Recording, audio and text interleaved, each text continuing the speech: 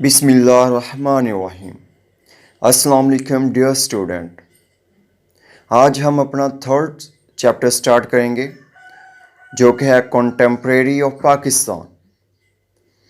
हम अपने इस चैप्टर में आज फर्स्ट लेक्चर स्टार्ट करेंगे जिसकी आउटलाइन है economic institution of Pakistan and issues of economic institution. Okay, let's start our today lecture. Economy is the production, distribution and consumption of services by different agent is known as economy. किसी भी चीज़ की production, कोई किसी चीज़ को product करना, उसको create करना, then उसको डिस्ट्रीब्यूट करना, फिर उसकी कंजप्शन भी होना।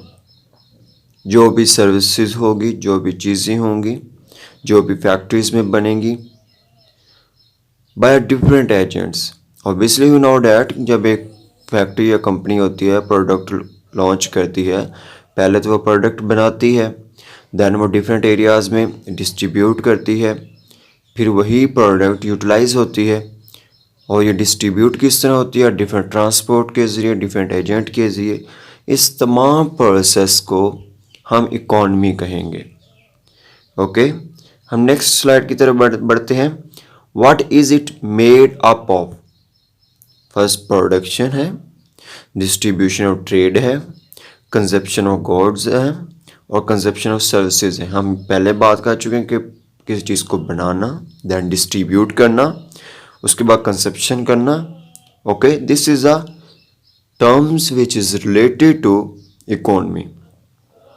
तो आगे हम पढ़ते हैं व्हाई इज इकोनॉमी इम्पोर्टेंट।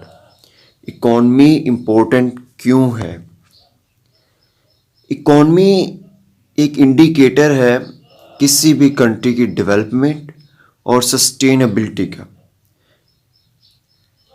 जब किसी कंट्री की जितनी डेवलपमेंट अच्छी होगी, जितनी इकोनॉमी ज़्यादा होगी, जितना वो इकोनॉमिकली स्ट्रॉन्ग होगा, वो उतना ही वेल डेवलप होगा और सस्टेनेबल होगा।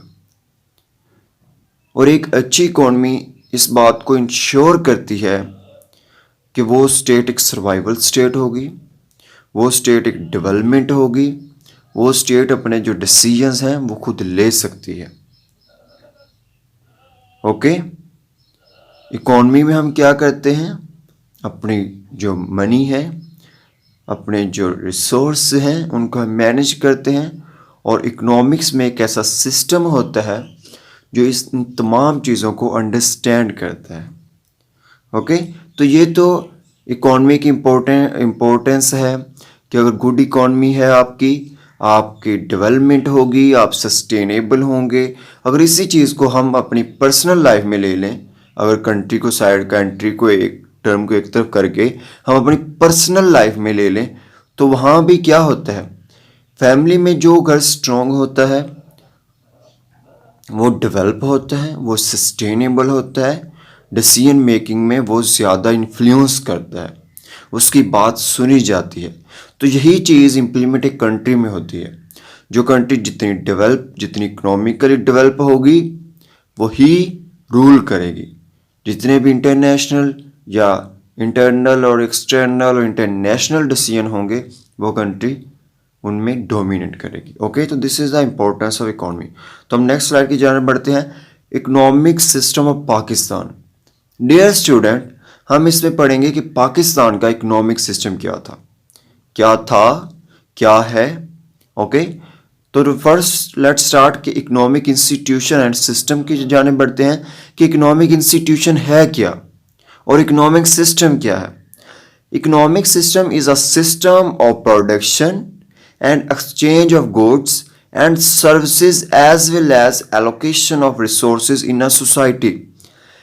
It's mean that कि आपको इसमें क्लियर हो जाना चाहिए कि इकोनॉमिक सिस्टम एक ऐसा सिस्टम है जो कि प्रोडक्शन करता है, किसी चीज़ को, गुड्स को एक्सचेंज करता है, सर्विसेज को प्रोडक्ट करता है, सर्विसेज को एक्सचेंज करता है, और जो रिसोर्सेज होते हैं वो सोसाइटी में एलोकेट करता है।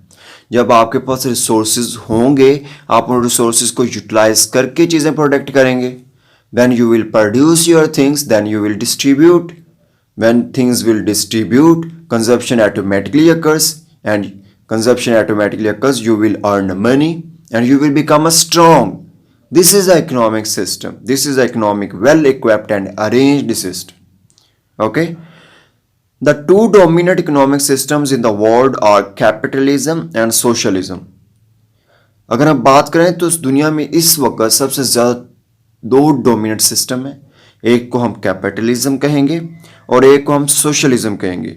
अगर इन दोनों को मिलाकर एक सिस्टम ऑर्गेनाइज किया जाए, इट्स मीन कि अगर एक ही सोसाइटी में, एक ही कंट्री में जब ये दोनों सिस्टम रन कर रहे हों एट अ टाइम, तो इस तरह के सिस्टम को हम वेलफेयर कैपिटलिज्म कहेंगे या हम स्टेट कैपिटलिज्म कहेंगे. ओके, हम नेक्स्ट स्लाइड की जाने बढ़ते हैं. तो हमने देखा कि दो सिस्टम है. अब हम दो सिस्टम को आगे इलैबोरेट करते हैं कि what is a capitalism and what is a socialism and what is the importance of this system. Okay, whole country adopt this system. So first let's start capitalism.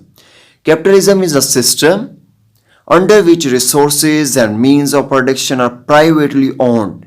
Citizens are encouraged to seek profit for themselves and success or failure of an enterprise is determined by free market competition.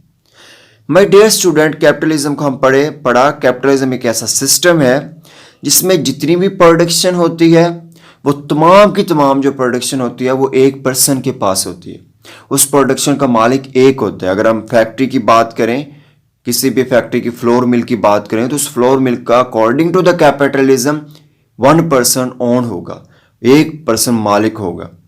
अगर हम किसी भी company की textile mill की बात करें तो उसके उस मिल का जो भी पर्सन एक ओन करेगा उसको एक पर्सन उसका मालिक होगा. इस तरह का जो क्योंकि वो एक मालिक है, वो रन करेगा चीज़ों को, पहले प्रोड्यूस करेगा, देन वो अपने एजेंट के जरिए डिस्ट्रीब्यूट करेगा. जब डिस्ट्रीब्यूट करेगा तो ऑब्वियसली कंजप्शन होगी, उसके पास रकम आएगी, मनी आएगी, तो वो इकोनॉमिकली वेल डेवलप होगा. इस तरह का जो सिस्टम होगा उसको हम कैपिटलिज्म कहेंगे. और अगर उस सिस्टम में अगर उसके जो ट्रेड है, उसकी जो गुड्स हैं, उसमें अगर नुकसान होता है या फ़ायदा होता है तो उसका ज़िम्मेदार होगा. और ये पॉसिबल उस वक्त होता है जब फ्री मार्केट कंपटीशन होता है. फ्री मार्केट एक ऐसी मार्केट होती है जिसमें गवर्नमेंट का इन्फ्लुएंस नहीं होता. उस फ्री मार्केट में जो भी थिंग्स गुड्स परचेज होती हैं, जितने भी मामला तय पाते हैं, वो फ्री मार्केट में ट्रेडर्स पर इंसार करते हैं. गवर्नमेंट इतना इंटरफेयर नहीं करती. गवर्नमेंट का इंटरफेयर होता है तो लिमिटेड इंटरफेयर होता है. इस तरह की मार्केट को हम फ्री मार्केट कहेंगे. ओके, अगर हम एग्जांपल की बात करें तो इस तरह का सिस्टम सबसे ज़्यादा यूनाइटेड स्टेट में पाया जाता है. वहाँ अगर बात की जाए तो वहाँ नंबर ऑफ जो पर्सनस हैं वो अमीर तरीन खरबपति हैं. एक पर्सन पूरी जो अपनी मिल है, जो अपनी फैक्ट्री है, कंपनी है, उसको रन करता है. उसमें जो गवर्नमेंट का इंटरफेरेंस है या गवर्नमेंट जो इंटरफेयर वो लिमिटेड इंटरफेयर होती है. बस गवर्नमेंट चेक करती क्या है, it is according to the policy of state, according to the requirements of the peoples of nation. बस it is a limited interaction of the government with the owner of the company. This is the my dear student capitalism. अगर हम next की बात करें socialism. My dear fellows, socialism is a system है under which resources and means of production are owned by society as whole. Right to private property are limited. The good of the whole society is stressed more than individual profit, and the government maintains control of economy.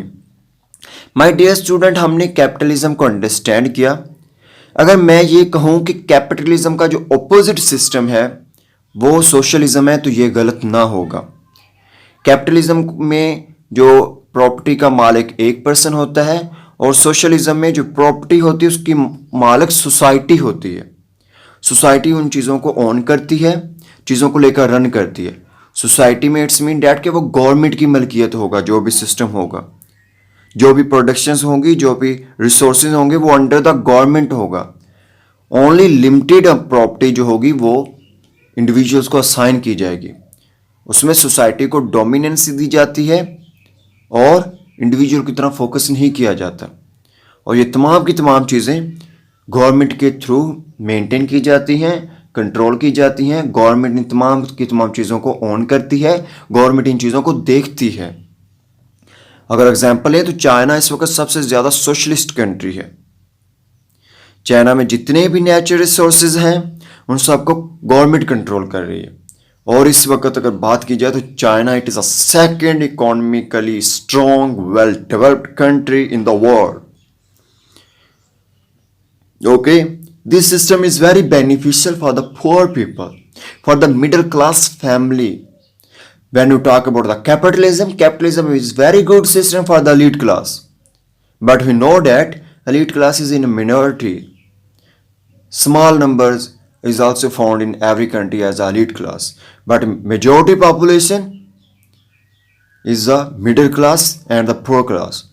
When we talk about our Pakistan, 80% population is a poor population. Middle class family belong to 80% population of Pakistan. So, but it is sorry to say that in Pakistan capitalism is promoted, socialism is neglected. So we know that the condition of the country, rich become richer and poor become poor. So let's next start. Economic institution of Pakistan. हम इसमें economic institution of Pakistan की बात करेंगे कि कौन कौन से institution है जो मुल्क को इकोनॉमिकली वेल डेवलप करते हैं। अगर पहले की बात की जाए करें तो पास्टोरलिज्म है। पास्टोरलिज्म यानी इट्स मीन डैट के वो लोग जो अपने माल मवेशी, गायें, भैंसें, भेड़ें, बकरियाँ, इन सब को चरा कर गुजारा करते हैं। इनको चरा कर चरागाहों में चराते हैं और देन इनको परचेज़ करते हैं, इनसे मिल्क प्रोडक्शन लेते हैं, इनसे गोश्त लेते हैं, फिर उनको आगे परचेज़ करते हैं, डिस्ट्रीब्यूट करते हैं और इस तरह वो जो इकॉनमी अर्न करते हैं, अपने आप जो इनके रुपीज़ मिलते हैं, इस तरह का जो एक इकोनॉमिक्स इंस्टीट्यूशन होगा उसको हम कहेंगे पास्टोरलिज्म। और ये अफेक्टिव होता है ड्राई में, कोल्ड में और स्टीप में और रोकी प्लेसेस में, क्योंकि इन इलाकों में मैदान पाए जाते हैं, चरागाहें पाई जाती हैं, तो ये चरागाहों में जानवरों को चराते हैं और उनसे अर्निंग करते हैं। This is a pastoralism. Okay, next move करते हैं हॉर्टिकल्चर। हॉर्टिकल्चर एक ऐसा सिस्टम है जिसमें जो वन पर्सन या ग्रुप ऑफ पीपल्स पौधों की निगरानी करते हैं, बागबानी करते हैं, पौधों को फर्टिलाइज करते हैं और उनसे जो अर्निंग होती है उसको हम कहेंगे हॉर्टिकल्चर। जिस तरह अभी हम बात करें ऑर्नामेंट्स प्लांट्स होते हैं, अगर हम जो गिफ्ट्स में पौधे दिए गिफ्ट्स में जो जिस तरह फूलों का गुलदस्ता दिया जाता है, जो बागों पे काम किया जाता है with the help of a tool, उसमें कुछ जो मशीनरीज यूज़ नहीं की जाती, ना ही प्रॉपर इरिगेशन सिस्टम होता है, सिर्फ हाथों से काम किया जाता है, नर्सरी टाइप जो काम किए जाते हैं उसको हम कहेंगे हॉर्टिकल्चर्स। और जो ऑर्नामेंट्स फूल, ऑर्नामेंट्स प्लांट किए जाते हैं, इस तरह के हम सिस्टम को कहेंगे हॉर्टिकल्चर और पाकिस्तान में ये सिस्टम भी पाया जाता है। अगर हम नेक्स्ट बात करें next agriculture, my dear student, 60% population of Pakistan is directly involve in agriculture and 80% population is indirectly involved in agriculture. Agriculture is very important for the economy of the Pakistan. Okay, तो हम इसको read करते हैं। Agriculture is a crop cultivation that involve using technologies other than the hand tools such as irrigation, fertilizer and wooden and metal plow pulled by the harness draft animals. Some developed countries used fuel powered tractors to cultivate large tract of land. इससे मुराद कि agriculture में irrigation system होता है, fertilise होता है, wooden use किए जाते हैं।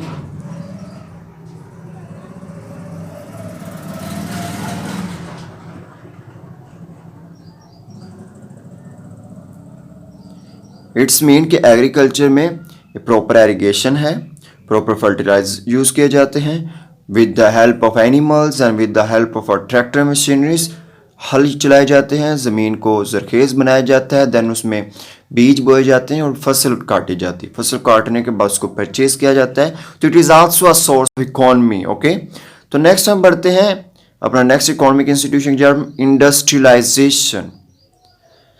किसी भी कंट्री को रन करने के लिए, किसी भी कंट्री को वेल डेवलप बनने के लिए, इकोनॉमिक स्ट्रॉन्ग बनने के लिए इंडस्ट्री का होना बहुत ज़रूरी है। इंडस्ट्री किसी भी कंट्री में इकोनॉमिकली या कंट्री को चलाने के लिए रीढ़ की हैसियत रखती है।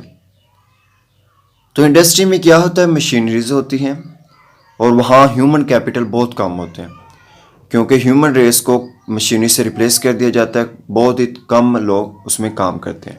तो it is a good economic institution. Okay, next हम बात करते हैं role of economic institution. Economics has variously been defined as a social science that involves itself in the study and analysis of the production, distribution as well as consumption of goods and services. हम पहले पढ़ चुके हैं। Social ये एक science है जिसमें हम स्टडी करते हैं, एनालाइज करते हैं प्रोडक्शन का, डिस्ट्रीब्यूशन का, कंजप्शन का, गुड्स का, सर्विसेज का। This is a social science, this is a science which study. But इसका रोल क्या है? Advanced modern economic theories pay a very close attention to institution. Okay, role ये करती है कि इकोनॉमिक इंस्टीट्यूशन का। एडवांस थ्योरी ये कहती है कि अगर आपके पास इंस्टीट्यूशन अच्छे हैं, अगर आपके पास इंस्टीट्यूशन बहुत ही एक्स्ट्रा ऑर्डिनरी हैं, तो it is a good for the economy of a country.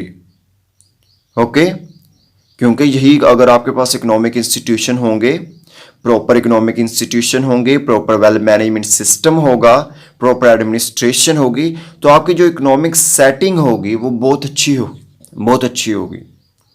आप बहुत अच्छे तरीके से रन कर सकते हैं। तो लिहाजा ये इकोनॉमिक इंस्टीट्यूशन का एक अपना किरदार है। अगर आप इकोनॉमिकल इश्यूज इन पाकिस्तान की बात करें, हमने इकोनॉमिक इंस्टीट्यूशन की बात कर ली, पाकिस्तान में कौन से हैं, इकोनॉमी को डिस्कस कर लिया कि what is economy, what is the role of economic institution. अब हम बात करते हैं इकोनॉमिकल इश्यूज इन पाकिस्तान, कि पाकिस्तान के इकोनॉमिकल इश्यूज क्या हैं। तो जैसा कि आप तस्वीर में देख रहे हैं, तो आगे हम इनको एलैबोरेट करते हैं। फर्स्ट है Pakistani economical issue in Pakistan. Pakistan economy continue to face challenges, बहुत चैलेंजेस फेस कर रही है। फर्स्ट है फिस्कल पॉलिसी, सेकंड है मॉनेटरी पॉलिसी, थर्ड है पावर क्राइसिस, फोर्थ है law and order situation, fifth है low export and high import, and seven is lack of tourism. अगर हम इकोनॉमिकल इश्यूज इन पाकिस्तान में अगर हम इस तस्वीर को देखें, गवर्नमेंट का रेवेन्यू लो है तो लो इंफ्रास्ट्रक्चर होगा, अगर लो इंफ्रास्ट्रक्चर है तो लो इन्वेस्टमेंट होगी, अगर लो इन्वेस्टमेंट है तो लो वेजेस है उसके साथ लो एम्प्लॉयमेंट, अगर लो एम्प्लॉयमेंट है तो लो मोटिवेशन, लोग अच्छी तरह काम नहीं करेंगे। अगर आपके पास लो वेजेस है तो लो कंजप्शन, अगर कंजप्शन लो है तो प्रोडक्टिविटी लो होगी, तो जिससे क्या होगा कि प्रॉफिट बहुत कम होगी। जब प्रॉफिट कम होगी तो गवर्नमेंट का रेवेन्यू बहुत कम होगा, जब गवर्नमेंट का रेवेन्यू कम होगा तो जो गवर्नमेंट इंफ्रास्ट्रक्चर देगी वो बहुत ही लो होगा। तो it is a cycle. Okay, एक ये इकोनॉमिक सिस्टम है वो एक साइक्लिक है। जब गवर्नमेंट पास रेवेन्यू होगा वो एक अच्छा इंफ्रास्ट्रक्चर देगी, अगर रेवेन्यू नहीं है तो एक अच्छा इंफ्रास्ट्रक्चर नहीं होगा, अगर आपके पास अच्छा इंफ्रास्ट्रक्चर नहीं है तो आपकी इकॉनमी अच्छी नहीं होगी, आपका प्रॉफिट ज़्यादा नहीं होगा। ओके, अब नेक्स्ट स्लाइड की जाने बढ़ते हैं। उसमें फर्स्ट जो इकोनॉमिकल इश्यूज में जो है fiscal policy. In economics and political science fiscal policy is the issue of government revenue collection and expenditure to influence economy country. कि ये फिस्कल पॉलिसी एक ऐसी पॉलिसी है जो कि गवर्नमेंट इस पॉलिसी को यूज़ करते हुए रेवेन्यू को कलेक्ट करती है और उसी रेवेन्यू को फिर गवर्नमेंट जो कंट्री की इकोनॉमी है उसको इन्फ्लुएंस करने के लिए, उसको इन्हेंस करने के लिए, लोगों की वेलफेयर के लिए उस इकोनॉमी को यूटिलाइज किया जाता है। ओके, तो फिस्कल पॉलिसी का की ऑब्जेक्टिव यह है कि पाकिस्तान की जो इकोनॉमिक ग्रोथ है उसको सस्टेन किया जाए, पॉवर्टी को रिड्यूस किया जाए, जॉब्स ज़्यादा क्रिएट की जाए और इन्वेस्टमेंट को इन्हेंस किया जाए और ह्यूमन कैपिटल इन्वेस्टमेंट की जाए। अगर जब ज़्यादा लोग को जॉब्स मिलेंगी, ज़्यादा लोगों को काम मिलेगा, तो इन्फ्लेशन कम होगी, पॉवर्टी लेवल रिड्यूस होगा, लोग ज़्यादा वेल डेवलप होंगे, स्ट्रॉन्ग होंगे, तो कंट्री भी ऑटोमेटिकली इकोनॉमिकली डेवलप होगा। जब इंडिविजुअली लोग स्ट्रॉन्ग होंगे तो इस तरह सोसाइटी भी स्ट्रॉन्ग होती जाएगी, मुल्क तरक्की करता जाएगा। अगर हम नेक्स्ट इशू की बात करें तो उसमें मॉनेटरी पॉलिसी है। मॉनेटरी पॉलिसी में अगर हम बात करें तो ये एक ऐसी पॉलिसी है जो कि गवर्नमेंट की जानिब दी जाती है, जिसको मॉनेटरी अथॉरिटी इस पॉलिसी को अडॉप्ट करती है, जो कि कंट्रोल करती है कि जो इंटरेस्ट रेट है वो क्या होना चाहिए। इंटरेस्ट रेट जो आवाम बोरो करती है, मनी को बोरो करती है, उधार रकम लेती है, उस पर क्या इंटरेस्ट रेट होना चाहिए, और इन्फ्लेशन का क्या टारगेट होगा, और जो रुपीज़ है या जो प्राइस की स्टेबिलिटी और जनरल ट्रस्ट इन करेंसी, ये तमाम की तमाम चीज़ें मॉनेटरी पॉलिसी में देखी जाती हैं। मॉनेटरी पॉलिसी में ये तमाम की तमाम चीज़ें अंडरस्टैंड की जाती हैं। तो मॉनेटरी पॉलिसी क्या है? Play a very active role in moving the country towards better economic management.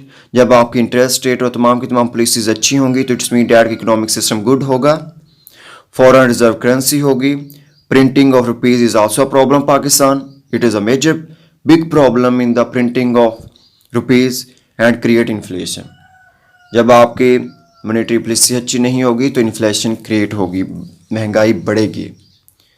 हम नेक्स्ट इकोनॉमिकल इशू की बात करते हैं, उसमें पावर क्राइसिस आता है।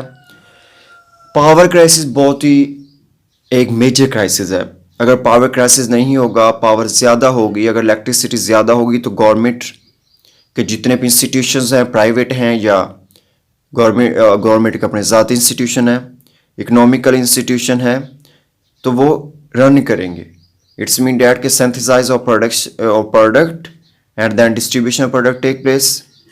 ओके, तो इससे जो एम्प्लॉयमेंट है वो भी इंक्रीज होती है। लेकिन जब आपकी पावर क्राइसिस होगा तो अनएम्प्लॉयमेंट होगी, कैपिटल फ्लाइट होगी, उसके साथ आपकी ग्रोथ ऑफ स्टेट अफेक्ट करेगी। अब आप इसको कम किस तरह कर सकते हैं? आप इसको अल्टरनेटिव वे के जरिए, सोलर एनर्जी हो जाती है, कोयला एनर्जी हो जाती है, वाइंड एनर्जी हो जाती है, इनको आप यूटिलाइज करके, इन सिस्टम को अडॉप्ट करके पावर क्राइसिस को रिड्यूस किया जा सकता है। When power crisis will become reduce, the system of the country will run, and when system of country run, then you will become a well developed and economically strong country. Okay, next हम बात करते हैं economical issue की। उसमें law and order आता है। Poor economy are always the poor and positive relation between the crime and major economic variables. जब law and order नहीं होगा, अमीर को सज़ा नहीं मिलेगी, गरीब को सज़ा मिलेगी, करप्टेड पर्सन को सज़ा नहीं मिलेगी, तो यही हालात होंगे जो भी पाकिस्तान के हालात हैं। जब क्राइम का और मेजर इकोनॉमिक वेरिएबल्स का आपस में रिलेशन हो जाएगा, जो गलत कर रहा है उसको कोई पूछने वाला नहीं होगा, तो क्राइसिस बढ़ेंगे। लॉ एंड ऑर्डर नहीं होगा तो जो कैपिटलिज्म होगा वो प्रमोट होगा, अमीर अमीर होगा, गरीब गरीब तर होगा, रिश्वत करप्शन सबसे ज़्यादा होगी। तो लिहाजा पाकिस्तान में लॉ एंड ऑर्डर को इम्प्रूव करना होगा, क्योंकि पाकिस्तान में लॉ एंड ऑर्डर नहीं है। जब लॉ एंड ऑर्डर नहीं होगा तो इन्फ्लेशन बढ़ेगी, महंगाई बढ़ेगी, गुर्बत बढ़ेगी, अनएम्प्लॉयमेंट बढ़ेगी, इन्वेस्टमेंट बहुत ही कम होगी। जब लॉ एंड ऑर्डर नहीं होगा तो इसमें डैट के लोग कहेंगे कि रिश्वत देने वाला आगे निकल जाता है, हम आगे नहीं जा रहे, हम रिस्क हलाल ही नहीं कमा पा रहे, तो इन्वेस्टमेंट ही नहीं करेंगे। और यही वजह है कि पाकिस्तान में इतनी ज़्यादा इन्वेस्टमेंट नहीं होती। पाकिस्तान के अपने ही लोग बाहर कंट्रीज़ में, फॉरेन कंट्री में इन्वेस्टमेंट कर रहे हैं, वो फॉरेन कंट्री में इन्वेस्टर हैं।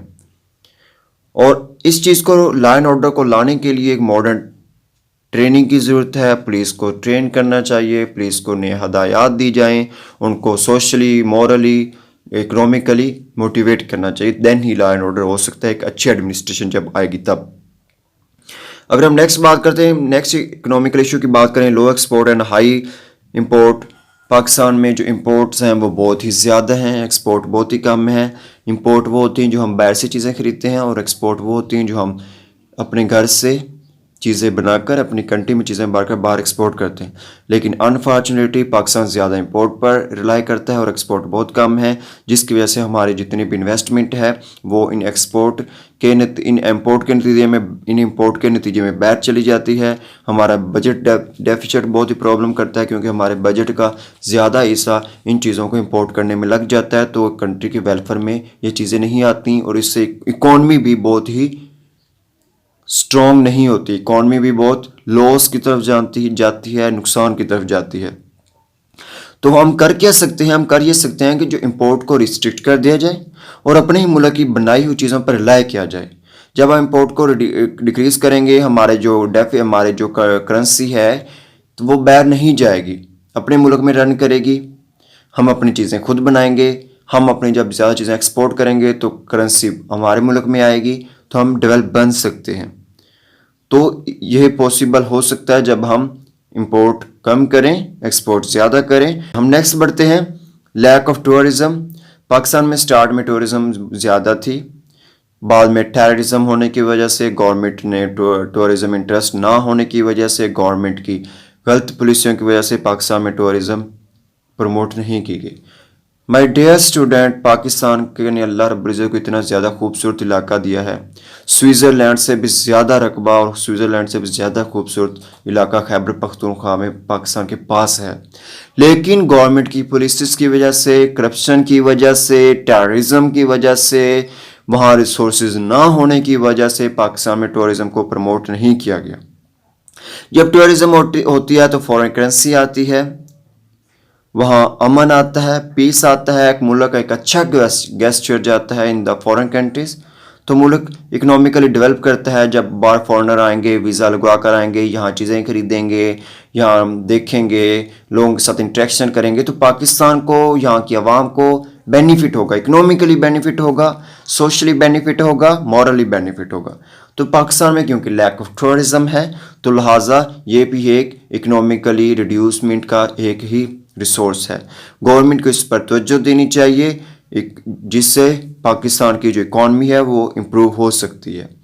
अगर हम नेक्स्ट बात करें कि our economic problem, common economic problem क्या है, वो है कैपिटलिज्म एक्सट्रीम है। हमने पहले कैपिटलिज्म को बात कर ली कि कैपिटलिज्म क्या है।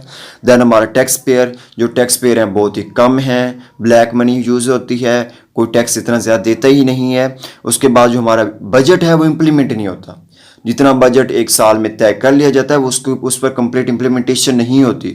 जब आपके हदफ ही पूरे नहीं होंगे तो आप नेक्स्ट बजट अच्छी तरह नहीं बना पाओगे, तो आपकी कंट्री वेल डेवलप नहीं बनेगी, और हर दफ़ा हमारा बजट के जितने भी हदफ हैं वो कंप्लीट नहीं होते। उसके बाद इन्फ्लेशन बहुत ज़्यादा हो जाती है, महंगाई जो बहुत ज़्यादा हो जाती है। हमने देखा कि लॉ एंड ऑर्डर नहीं होगा तो महंगाई होगी। उसके बाद जीडीपी है, हमारा जीडीपी बहुत कम है, एजुकेशन में बहुत कम है, हमारे उधर हेल्थ में बहुत कम है, दूसरी फील्ड में बहुत ही कम है। जीडीपी ग्रॉस डोमेस्टिक प्रोडक्ट है।